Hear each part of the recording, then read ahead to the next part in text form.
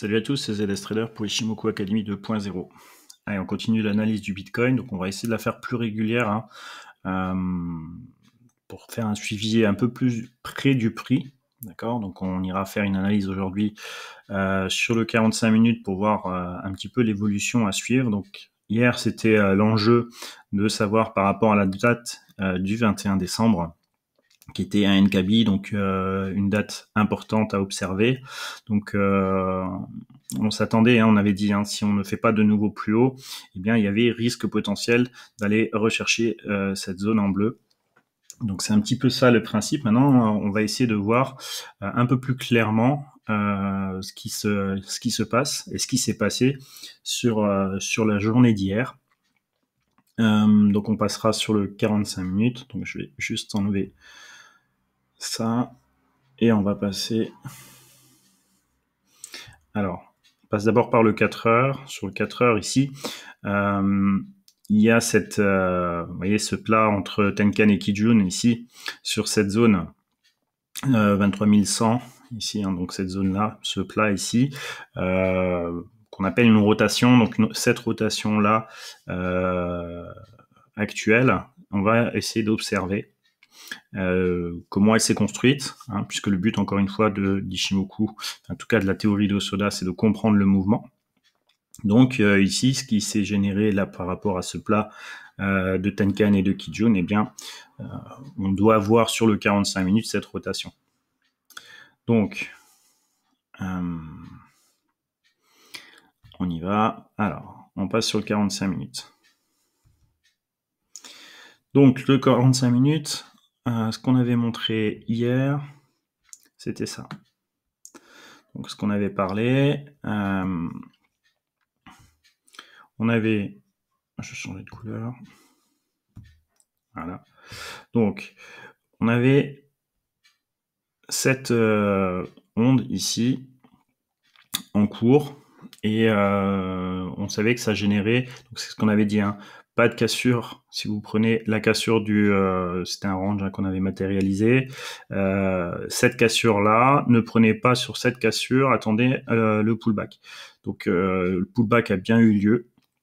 Donc sur le niveau vers 16h45, et on avait dit sur l'analyse qui est venue après écrite, qu'il fallait faire attention à ce que le rebond se termine avant 21h15. Donc on voit qu'à 21h15 le rebond s'est terminé. Si on continue à monter, eh bien il y avait possibilité de suivre ces deux lignes de force.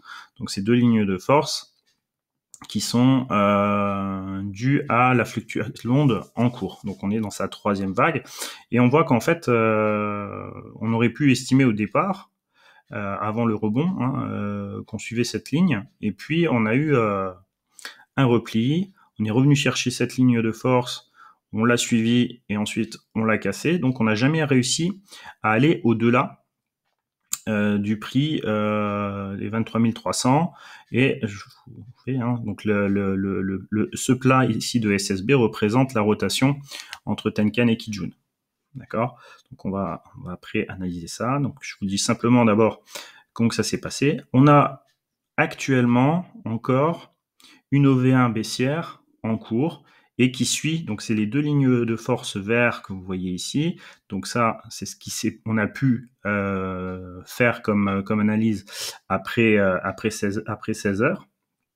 D'accord, et donc à partir de ce moment-là, on voit qu'on suit sa ligne de force P. D'accord, donc tout ça, cette influence-là devrait s'estomper à partir de 13 heures. D'accord, on devrait arrêter cette fluctuation baissière à partir de 16 heures. Et donc, tant qu'on n'a pas cassé ce point bas, eh bien, on est toujours sous l'influence de cette OV2. Et cette OV2 devrait maintenir son influence au moins jusqu'au 22-12. D'accord, jusqu'au 22-12, 21h15. Alors, qu'est-ce que ça veut dire? Ça veut dire que actuellement, on va analyser la latéralisation due à la rotation de Tenkan et de Kijun. D'accord? Alors, on a nos nouvelles lignes de force ici qu'on pourrait éventuellement suivre si on restait encore sous l'influence d'une OV2 plus grande, hein, donc celle qui aurait démarré à partir du 18 décembre. On est toujours jusqu'à 13h sous l'influence quand même d'une OV1 baissière, ce qui pourrait nous amener à continuer à baisser, d'accord? Donc c'est bien au conditionnel parce que pour le moment, on reste bien emmitouflé à l'intérieur de cette OV2. Donc on a une OV1 à l'intérieur de l'OV2. L'OV1 garde son influence jusqu'à 13h et l'OV2 garde son influence jusqu'à 21h15. Donc à partir de ce moment-là, forcément, c'est ce qui rend le mouvement plus complexe à décortiquer, plus complexe à lire, et ce qui amène justement cette latéralisation. Donc, actuellement, le prix du marché est plutôt à 23 112, d'accord ? On a encore jusqu'à 13h une influence baissière, mais il va falloir faire attention justement à ces lignes de force ici, qui pourraient ramener le prix, d'accord ? Si on reste dans cette latéralisation, pourrait ramener le prix sur 23 785 et si vraiment on devait suivre cette ligne de force ici, on pourrait aller chercher les 24 781. Alors on voit que c'est pas la tendance, hein. Pour le moment, c'est toujours l'influence de l'OV1 baissière qui est en train de se faire. Donc elle suit sa ligne de force verte là, qui l'emmènerait faire une P. D'accord ? Mais même là, c'est pas quelque chose de très dynamique, hein, puisque à partir d'une onde OV1, on peut faire ou une P ou une N. Une N, quand vous avez des fluctuations de type N, vous avez un mouvement en tendance qui se génère. Quand vous avez une fluctuation de type P, eh bien c'est plutôt une contraction, c'est plutôt quelque chose de range en fait, de la latéralisation qui continuerait. Donc voilà ce qu'on peut dire actuellement du mouvement. Voilà ce qu'on suit actuellement, les dates importantes.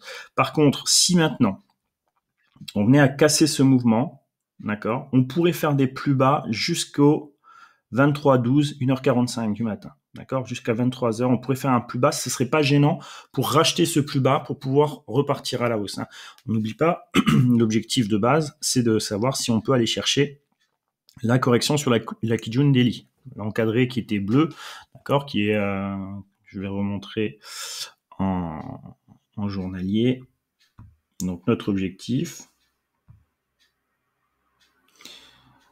il est de savoir, alors on va enlever ça c'est pour le 4 heures, le 45 minutes. Voilà, donc ce qu'on avait dit hier, voilà.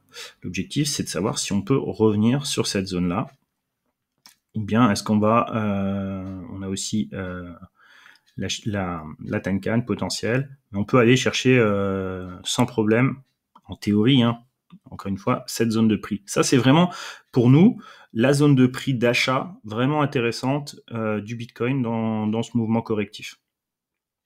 D'accord ?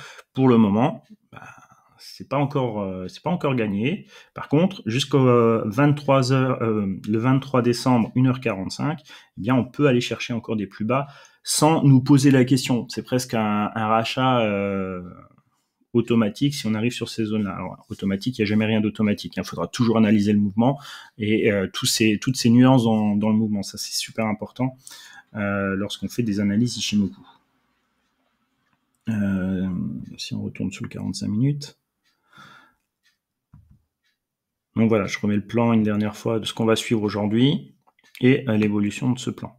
Donc encore une fois, je dis bien, c'est un plan de travail. Je ne vous parle pas de setup de trading, puisque si vous parlez des setups de trading, c'est dépendant de votre unité de temps. Dans cette descente-là, effectivement, en 1 minute, 8 minutes, nous, on a pris les positions.